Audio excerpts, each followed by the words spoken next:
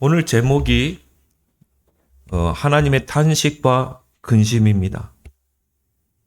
하나님은 지정의를 가진 분이십니다. 그래서 우리가 인격의 하나님이라, 인격이란 말은 지정의를 가진 걸 보고 우리가 인격이라고 말하죠.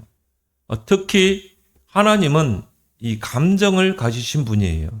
그래서 하나님은 때로는 기뻐하시기도 하고 또 슬퍼하시기도 하고 때로는 하나님이 분을 내시기도 하고요. 또 때로는 한탄하시기도 하시는 그런 분이십니다.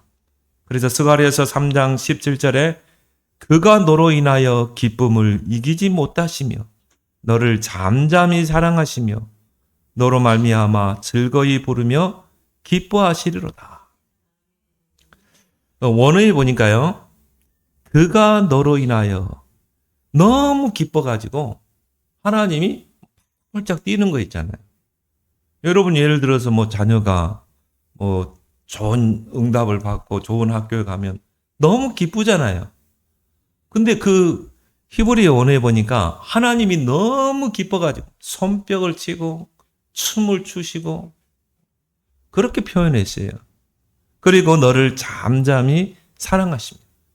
마치 연인들이 서로 사랑하는 것처럼 그런 사랑을 말하는 것입니다. 또 즐거이 부르며 노래하다. 하나님이 너무 여러분이 즐거운 일이 있으면 어떻게 돼요? 막 흥얼거리잖아요.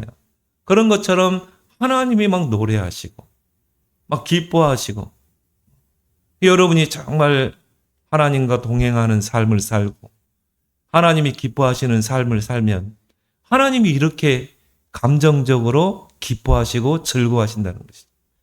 그래서 히브리서 11장 5절에 에녹은 하늘로 옮겨지기 전에 하나님을 기쁘시게 하는 자라 하는 증거를 받았느니라. 300년 동안을 에녹이 하나님과 동행하며 하나님을 기쁘시게 하는 삶을 산 것입니다. 그래서 우리가 이 부모도 마찬가지잖아요. 우리 자녀가 정말 공부도 잘하고 또 효도도 하고 말 다 듣고 그러면 어떻게 돼요? 부모는 늘 기쁘죠. 늘 말은 하지만 늘 대견스럽잖아요. 하나님도 똑같습니다. 우리 성도들이 정말 하나님을 바라보고 하나님의 뜻을 쫓아 살고 하나님과 동행함을 하는 삶을 살 때 하나님이 기뻐하시는 것이죠. 고린도후서 5장 9절에도 우리는 머무르 있든지 떠나든지 주를 기쁘시게 하는 자가 되기를 힘쓰노라. 나는 어떻게 하면 하나님을 기쁘시게 할까? 이게 우리의 최종 목적이 돼야 돼요. 그래서 우리가 웨스트민스터 이 서열의 문답 1문이 뭡니까? 사람의 그 본분이 뭐냐는 거죠. 하나님을 기쁘시게 하는 것. 하나님으로 즐거워하는 것. 이게 바로 사람이 이 땅에 존재하는 그 목적과 이유인 것입니다. 그래서 이 잠언서 16장 7절에 사람의 행위가 여호와를 기쁘시게 하면 그 사람의 원수라도 그와 더불어 화목하게 하시니라. 여러분 진짜 이 말씀 그대로 하나님을 기쁘시게 해보세요. 모든 사람들이 여러분을 도와줄 겁니다. 플랫폼에 축복을 주실 것입니다. 요셉이 가는 것보다는 축복을 누리잖아요. 왜요? 하나님을 기쁘시게 하니까. 언제 하나님이 기뻐하십니까? 성도가 정말 하나님의 그 온전한 뜻을 쫓아 살 때, 정말 하나님과 동행하는 삶을 살 때, 하나님과 동행한다는 말은 뭐죠? 늘 하나님께 시선이 고정되어 있고, 늘 하나님의 뜻을 찾고, 늘 하나님과 함께 걷는 것. 이게 동행입니다. 그때 하나님이 기뻐하시는 거예요. 언제 하나님이 슬퍼하시고 탄식하십니까? 교회가, 성도가 세속화될 때입니다. 그래서 사전적 의미에서 세속화라는 단어는 종교적인 가치와 제도의 영향력이 약해지고 대신 비종교적이고 세속적인 가치와 제도가 사회에서 주된 역할을 하게 되는 것. 그게 세속화입니다. 하나님은 이 세상을 교회에 맡기셨어요. 그래서 이 세상을 바르게, 밝게 밝히는 것, 부패를 방지하는 것, 이걸 교회의 성도에게 맡겼다니까요. 이 세상 정치인에게 맡기지 않았습니다. 그래서 뉴에이지가 그런 이야기 있잖아요. 뉴에이지는 뭡니까? 새 시대 운동입니다. 이제 우리가 새로운 시대를 열자는 거죠. 그동안 기독교는 나름대로 역할을 해왔지만 이제는 기독교는 그 빛과 소금의 역할을 잃어버렸다는 것입니다. 그렇다면 우리가 이제 새 시대를 열자는 거죠. 그 새 시대가 뭡니까? 하나님이 중심이 아니라 사람이 중심. 그리고 사람이 뭔가 이 진리를 찾아가고 사람이 뭔가를 이뤄내는 유토피아. 그게 새 시대 운동이에요. 철저하게 하나님을 이제 밖으로 쫓아내는 것입니다. 이제 사람이 내가 바로 신이야. 하나님은 따로 있는 게 아니야. 유일신 하나님은 따로 있는 게 아니라 네가 바로 하나님이야. 모든 종교는 다 뉴에이지로 지향합니다. 부처란 뜻이 뭡니까? 깨달은 자 아닙니까? 진리를 깨닫고 세상 이치를 깨달은 게 부처거든요. 그럼 부처는 따로 있는 게 아니라 당신도 부처가 되고 당신이 이 세상 이치를 깨달으면 당신이 부처야. 그 말은 뭐예요? 이 세상의 이치를 알고 깨달은 자, 그게 바로 하나님이라는 거 아닙니까? 너도 하나님, 너도 하나님이. 그걸 네가 모르고 있을 뿐이야.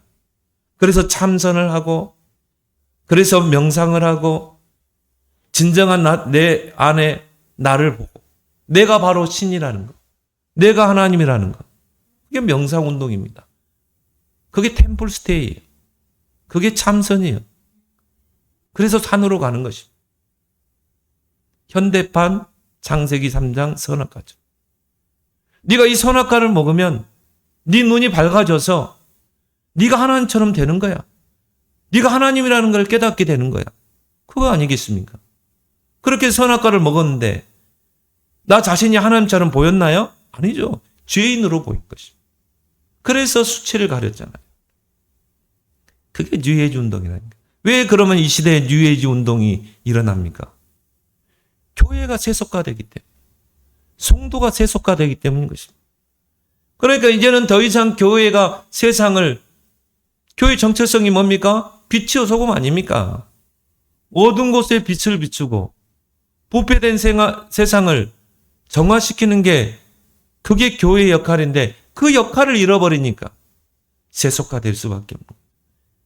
교회와 성도가 세상을 닮아가는 거예요. 분명히 구별되어 있는데 세상을 닮아가는 거예요. 세상에 동화되는 것. 이게 바로 세속화인 것입니다. 교회의 본질을 상실하고 정체성을 잃어버린 것입니다. 그러니까 하나님이 그것을 다시 정화하기 위해서, 리셋하기 위해서 하나님이 심판이라는 도구를 사용하십니다. 그래서 하나님이 홍수 심판을 내리고 소돔과 고모라를 심판하고 마지막 때를 하나님 심판하시는 것입니다. 왜? 세상을 리셋해야 되거든요. 새롭게 재창조해야 되거든요. 오늘 6절에 말씀합니다. 땅 위에 사람 지으셨음을 한탄하사 마음에 근심하였어요. 죄악이 간영하고 많은 사람들이 하나님의 법을 떠나고 그리고 뭡니까? 죄악을 일삼고 그러니까 하나님이 한탄하시고 하나님이 근심하시고 왜 하나님이 한탄하시고 왜 근심하셔요? 세속화. 그래서 첫 번째로 우리가 저와 여러분들이 기억할 건 뭡니까? 세속화를 경계하라. 성도는 구별된 자입니다. 세상과 구별된 자. 세상 사람과는 전혀 다른 새로운 피조물이에요. 고린도후서 5장 17절에 그리스도 예수 안에 있는 자는 새로운 피조물이라. 이전 것은 지나갔으니 보라 새 것이 되었도다. 이제 우리가 예수 믿기 전에 그 영적 상태가 아니라 이 말이죠. 새로운 피조물. 우리는 하나님의 자녀, 하나님의 백성, 하나님의 나라와 의를 이루기 위해서 내가 이 땅을 사는 것이에요. 그래서 우리는 세속화를 경계해야 되는 것입니다. 성도는 철저하게 하나님의 통치를 받는 자입니다. 하나님의 말씀이 기준이 돼야 됩니다. 하나님의 말씀이 가면 가고 하나님의 말씀이 멈추면 멈추고 우리가 중요한 선택과 판단을 할 때도 내 기준, 세상 기준이 아니에요. 하나님의 말씀이 기준이고 그래서 우리가 하나님의 말씀을 매일 묵상하고 그 말씀의 길로 가고 그래서 예배가 있는 거 아니겠습니까? 그럼 내 멋대로 살지. 세상 사람처럼. 크게 세속한 것입니다. 성도의 배경은 하나님의 나라입니다. 이 땅이 아니에요. 그래서 골로새 3장의 1절 2절에도 보면 너희가 그리스도를 통해 구원을 받았으면 위의 것을 생각하라. 위의 것을 찾으라. 땅의 것을 생각하지 말고 땅의 것 뭡니까? 무엇을 먹을까 마실까 입을까 어떻게 하면 돈 많이 벌고 어떻게 하면 좋은 집 사고 그게 우리가 이 땅에서 추구하는 삶의 목적이 아닌 것입니다. 위의 것을 찾고 위의 것을 생각. 그래서 성도의 삶의 절대 우선순위, 성도의 삶의 절대 가치는 뭡니까? 하나님의 나라와 하나님의 의라 이 말이죠. 거기에 내 인생의 표대를 맞추고 거기에 내 인생의 우선순위를 사는 것. 무엇을 먹을까 마실까 입을까 그게 아니라 이 말이죠. 저는 그렇게 생각해 봐요.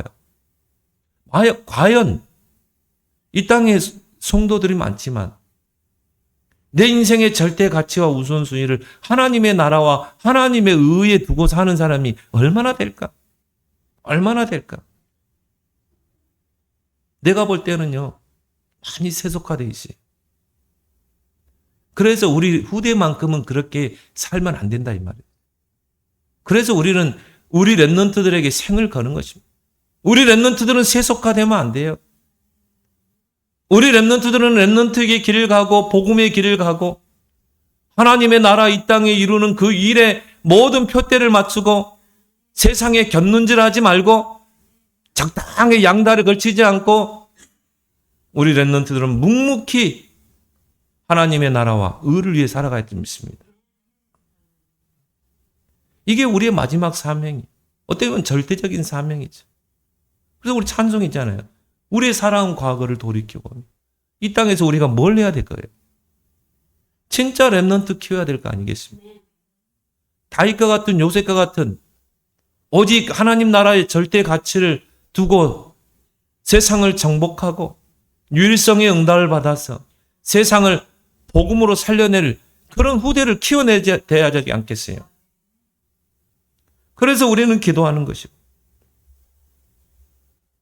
그러면 모든 것을 너에게 다 해주게 돼 있어요. 아니 말보다 치지 않아도요. 하나님이 이 모든 것을 너에게 도와줘. 뭡니까? 무엇을 마실까? 무엇을 입을까? 무엇을 입을까?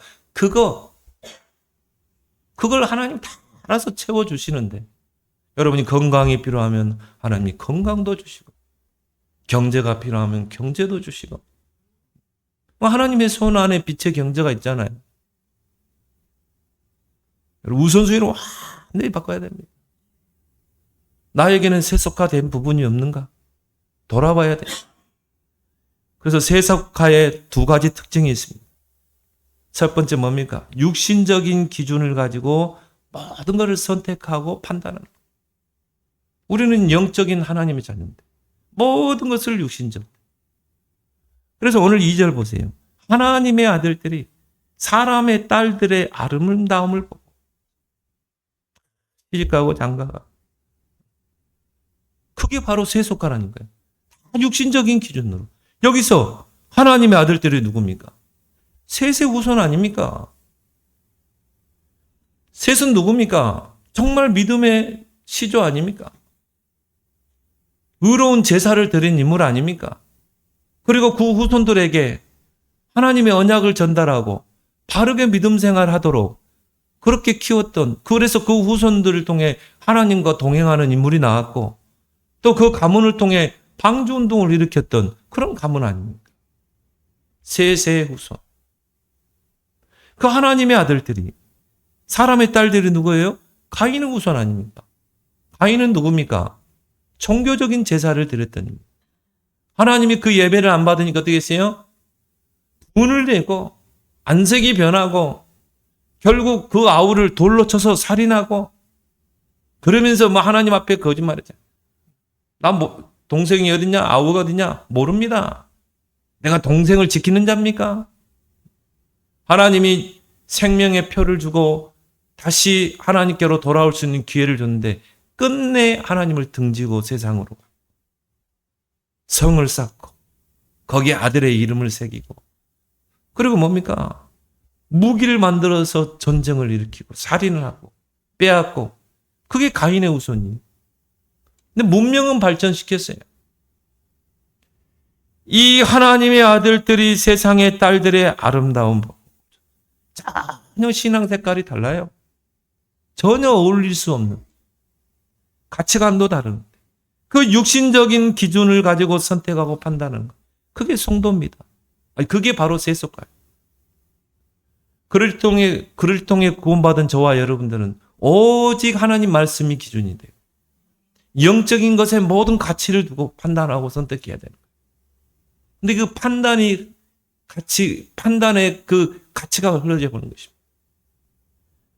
세속화의 두 번째 특징이 뭐예요? 나 중심으로 생각하고 판단하는 거죠. 그래서 오늘 이 5절, 이 2절에 뭐라고 나왔습니까? 자기들이 좋아하는 모든 여자를 아는. 하나님이 정말 기뻐하는 그런 여자를 만나 가정을 이뤘다. 자기들이 좋아하는 모든 여자를 아내로 삼는지라. 나 중심적으로 생각하고 판단하는 것. 그래서 민수기 25장에 그 가나안을 목전에 두고 모압 평지에서요. 그 가나안 처녀들이 이스라엘 청년들을 유혹한 것입니다. 우리 가나안 축제에 있는데 한번 와봐. 그래가지고 우리 젊은 친구들이 이태원에 갔다니까요. 할로윈 축제 그거 보러. 그 뭔지도 모르고 간 거예요. 거기서 우리 젊은이들이 희생을 당한 거예요. 거기에 미혹돼가지고 어떻게 해요? 그 현장에 간 것입니다. 가나안 축제 가서 뭐 했습니까? 우상 숭배한 것입니다. 그걸 본 거예요. 우리 자녀들이 교회 와서 예배드리고 기도하고 세계복음에 방향 맞추고 준비하고 이것이 뭔가 나의 삶의 행복이 되고 거기에 가치를 두고 살아가야 되는데 세상 것이 더 아름다워 보이고 좋아 보이고 그럼 어떻게 됩니까? 점점 유관이 밝아지는 것입니다.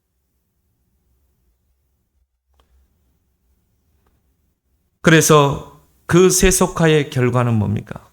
오늘 3절에 여호와께서 이르시되 나의 영이 영원히 사람과 함께 하지 아니하리니 이는 그들이 육신이 됨이라. 이 영적인 축복을 다 놓치고요. 육신적인 신앙으로 이 바뀐 것입니다. 그래서 요한일서 2장의 말씀처럼요. 이 세상을 사랑하고 이 세상에 있는 육신의 정욕, 안목의 정욕, 이생을 쫓아 살아가는 이생의 자랑을 쫓아 살아가는 삶. 저들이 육신이 됨이라. 결국 육신적인 신앙이 되는 것입니다. 무엇을 먹을까 마실까 입을까 그게 삶의 최고의 가치와 기준이 되는 것입니다. 교회가 세속화되면 물량주의로 빠지게 되죠. 그래서 교회의 그 목표와 성공을 교회 신자 수가 몇 명인가? 교회 크기는 어떻게 되는가? 그리고 헌금 액수가 얼마나 되는가? 다 뭡니까? 양적인 지표로 평가하는 것. 그게 물량주의라고 말하는 것입니다. 이게 바로 세속화죠. 외형적인 성과에 매몰되어서 교회의 본질을 놓쳐버린 것입니다. 이게 바로 중세 캐톨릭인 것입니다. 그래서 중세 캐톨릭이 교회가 어떻게 했습니까? 본질을 놓쳐버리고요. 교회를 서로 키우기 위해서 중세 사제들이 교회를 키우기 위해서 어떻게 했어요? 그럼 돈이 필요하잖아요. 그래서 면제부를 만들어 놓은 것입니다. 그래서 교인들의 돈을 뜯어내는 것입니다. 왜? 성당을 크고 의리하게 지어야 되거든. 막 대리석으로 꾸며야 되거든요. 그러니까 이제 뭔가 돈이 필요하니까 면제부를 판매하는 거예요. 그게 연옥설이에요. 성경을 완전히 왜곡시켜 버린 것입니다.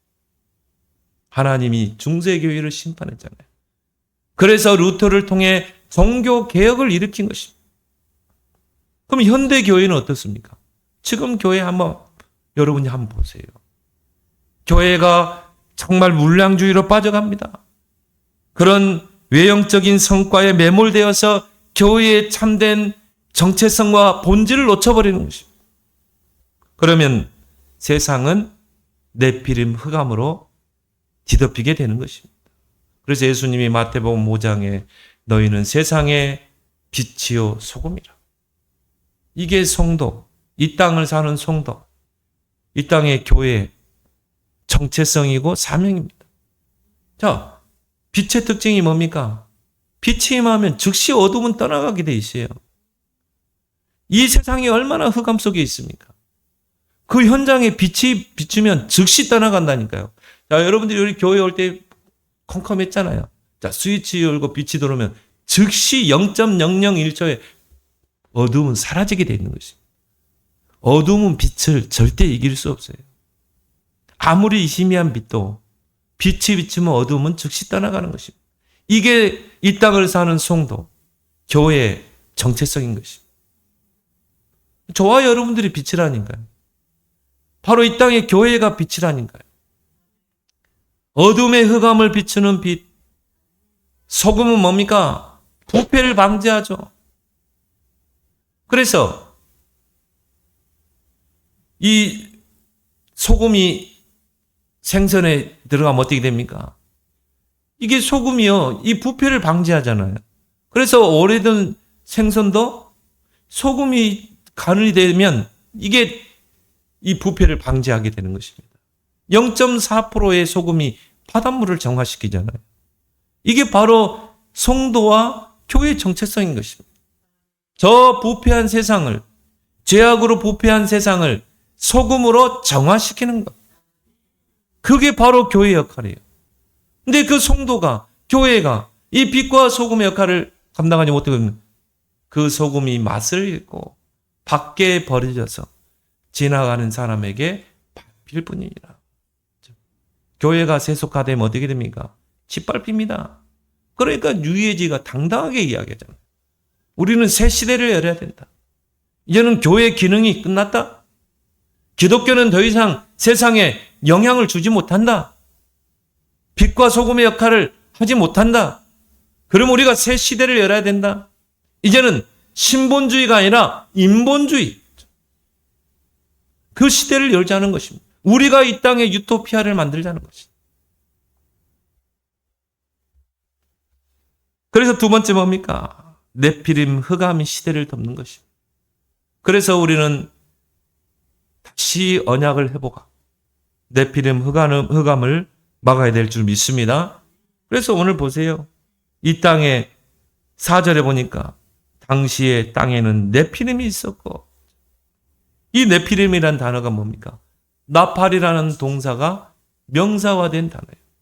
나팔이란 말은 뭔가 떨어지다거든요.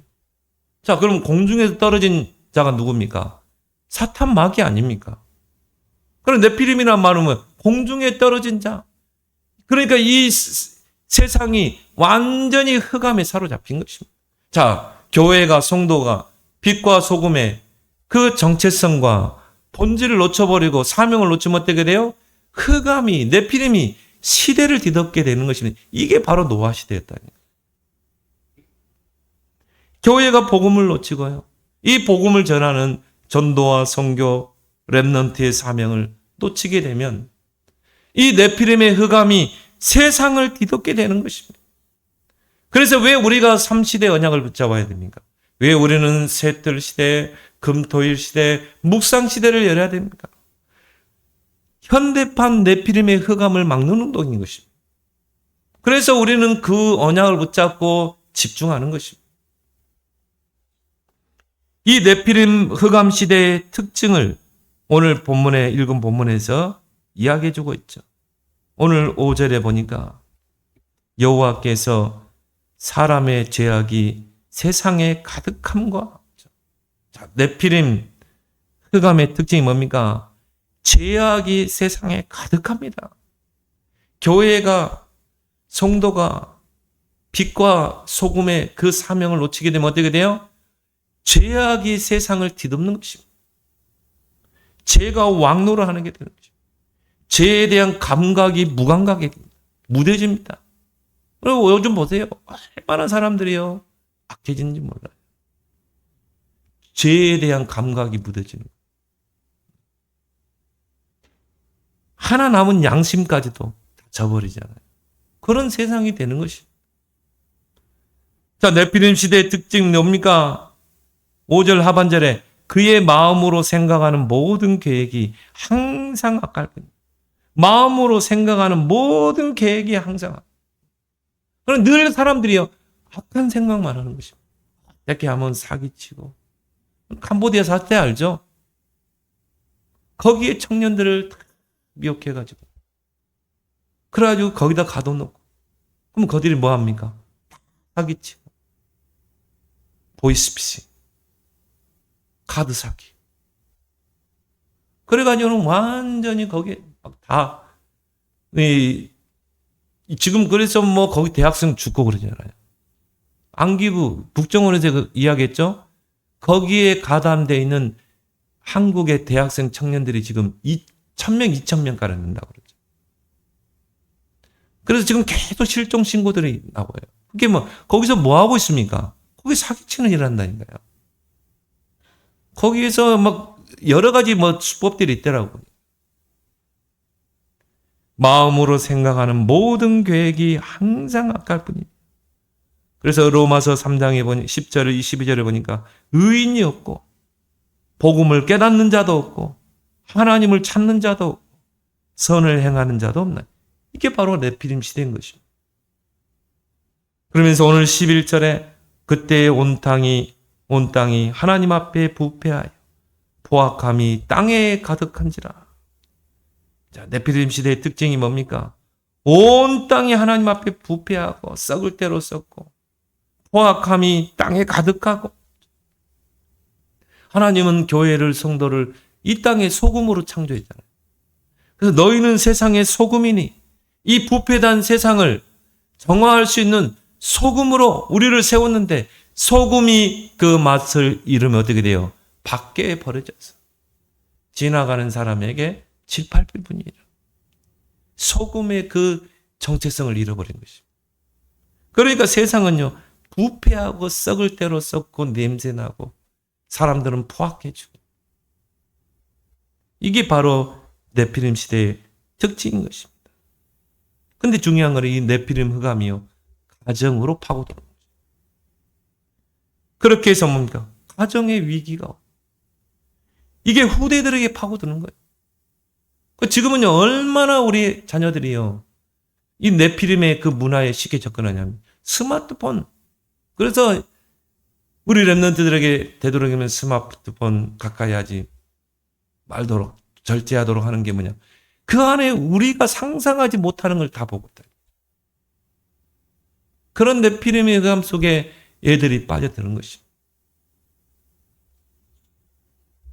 그리고 이게 교회로 파고드는 거예요. 그래서 교회를요 완전히 세속화 만들어버려요. 교회의 그 본질을 완전히 놓치게 만드는 것입니다. 어떻게 이 네피림 흑암을 막을 수 있을까? 한 가지 방법밖에 없습니다. 방주운동, 오직 그리스도 운동하는 것.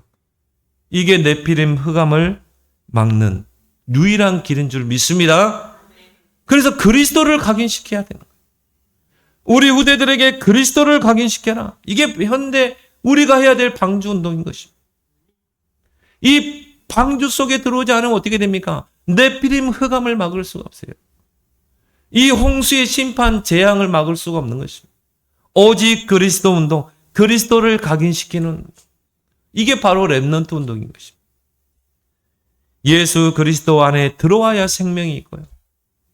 재앙을 막아낼 수 있고 시대의 영적 문제, 우리 가문의 영적 문제, 우리 후대에게 와 있는 영적 문제를 막아낼 수 있는 것입니다.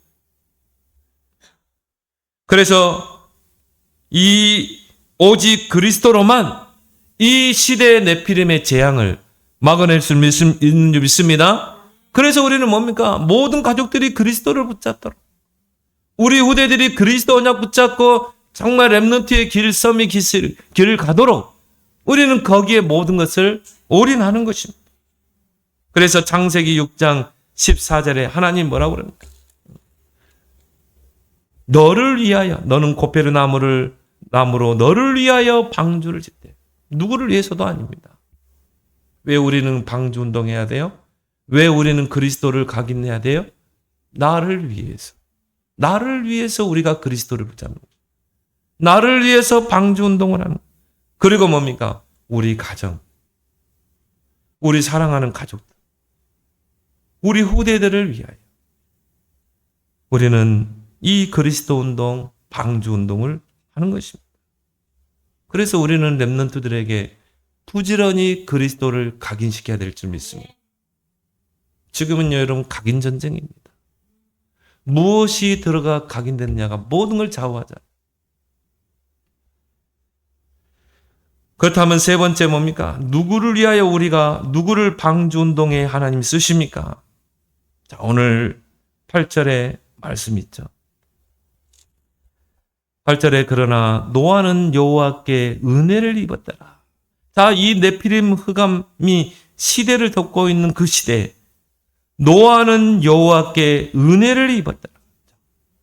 하나님께서 누구를 방주운동에 쓰십니까? 바로 하나님께 은혜를 입은 자입니다. 그래서 오늘 이 8절을요, 히브리어 원어에 보면은 이렇게 번역되어 있습니다. 노아는 여호와의 눈에서 은혜를 보았더라. 노아는 여호와의 눈에서 은혜를 보았다. 또 다른 성경에 보면요, 노아는 여호와의 눈에서 눈물을 보았다. 이 네피림 세상, 정말 하나님의 아들들이 복음 놓치고 언약 놓치고 세속화된, 그래서 세상은 네피림 흑암으로 뒤덮인 죄악이 간영하고 부패할 대로 부패된 이 네피림 시대를 바로 보면서 여호와의 눈에서 눈물을 보았다. 그걸 보시는 한탄하시고 근심하시는 그 하나님의 은혜를 보았더라. 그래서 오늘 6절에 돼요. 하나님이 한탄하셨다고 그랬어요. 근심하셨다고 그랬어요. 바로 노아는 하나님의 탄식과 근심 속에서 은혜와 긍휼을 본 것입니다. 그 사람을 하나님이 쓰시는 거예요. 여러분이 정말 이 교회가 지금 세속화되고 네피림 흑암이 시대를 덮고 많은 사람이 영적으로 정신적으로 시달리고, 지금은요 10대들도 쉽게 마약을 접하는 시대입니다. 지금 우리나라도요 지금 심각합니다. 이런 시대가 됐다니까요. 이런 시대를 보면서 정말 거기에 하나님의 탄식과 근심, 그 속에 있는 하나님의 은혜와 긍휼을 보는 자, 그 사람을 통해 하나님이 이 시대에 방주운동을 하신다는 것입니다. 그래서 하나님의 속성 중에 사랑과 공의가 있습니다. 하나님은 사랑의 하나님, 독생자 예수 그리스도를 이 땅에 보내시기까지 십자가에 희생시키면서까지 우리를 구원하신 그 사랑의 하나님이잖아요. 그래서 우리가 하나님이 세상을 이처럼 사랑하사, 요한일서 4장에도 하나님은 사랑이시라. 그런데 뭡니까? 또 하나님의 속성, 공의의 하나님. 하나님 공의대로 행하시는 하나님이십니다. 그 하나님의 사랑 속에 공의가 포함되는 것입니다. 하나님은 사랑의 하나님이시지만 심는 대로 거두게 하시는 하나님. 그래서 우리가 하나님의 정의를 이 땅에 실현하시는 것입니다. 하나님의 공의를 실현하는 것입니다. 하나님은 악한 자를 심판하십니다. 그렇지만 그 속에, 그 하나님의 공의 속에 사랑이 포함되어 있는 것입니다. 그래서 부모는 그렇잖아요. 자식이 잘못된 길로 가면은 그 자녀를 사랑하지만 훈계를 하기도 하고 꾸중도 하고 때로는 매를 들잖아요. 근데 그 훈계와 그 매가 잔소리가 아니라 이 말이죠. 그 엄마가 자식에게 매를 드는 거, 그게 미워서 때리는 매가 아니잖아요. 그 속에는 엄마의 그 부모의 사랑이 들어가 있는 것입니다. 우리 유일이가요, 4살 땐가, 좀 이게 잘못을 했어. 그 제가 이제 이렇게 매를 들었거든요. 저는 매를 잘 안 듣습니다. 그냥 기도로 하나님께 맡기는데, 제가 이제 매를 좀 이렇게 탁 들었어요. 그래, 우리 유일이가 탁 울면서요, 경찰에 신고하겠대. 아빠 경찰에 신고할 거야. 아들을 때렸다고 신고할 거야. 막 이렇게 울더라고요. 그래서 저기 우리 집사람 둘이 한참 웃었는데, 아빠가 미워서 때렸을까요? 아니잖아요. 바른 길로 가라고. 옳은 길을 가도록. 그 매 속에는 아빠의 사랑이 있는 것입니다. 하나님은 공의대로 이 땅을 심판하시는 분입니다. 근데 그 공의 속에 하나님의 사랑과 긍휼이 있는 것입니다. 이 네피림 흑암으로 뒤덮인 세상을 보는 자, 그 속에서 하나님의 탄식과 근심을 보는 자, 그 하나님의 사랑과 공의를 보는 자에게 하나님께서 은혜를 입으시고 이 시대의 방주운동의 주역으로 쓰시는 줄 믿습니다. 그래서 정말 그 운동에 하나님의 그 방주운동, 이 세상을 정화시키고 새롭게 하는 그 일에 쓰임받는 저와 여러분 되기를 예수 그리스도로 축원합니다. 하나님 은혜 사랑 고맙고 감사합니다. 이 네피림 흑암 세상, 교회가 세속화되고 정말 흑암이 뒤덮인 이 네피림 흑암 세상을 바라보며 그 하나님의 눈에서 은혜를 보았던 그 노아와 같이 이 네피림 세상을 바라보며 그 하나님의 탄식과 그 근심을 잃게 하시고 그 하나님의 눈에 있는 은혜를 보는, 그래서 이 흑암 시대 오직 그리스도 운동, 오직 복음 운동, 오직 3시대를 열어서 2, 3, 7, 5천 종족 살리고 서밋을 키우는, 병들어가는 이 세상 정신병으로, 공황증으로, 마약으로, 자살 시대, 이 흑암 시대에 복음으로 살릴 그런 방주운동에 쓰임받는 저들이 되게 하여 주옵소서. 예수님의 이름으로 기도드리옵나이다. 아멘.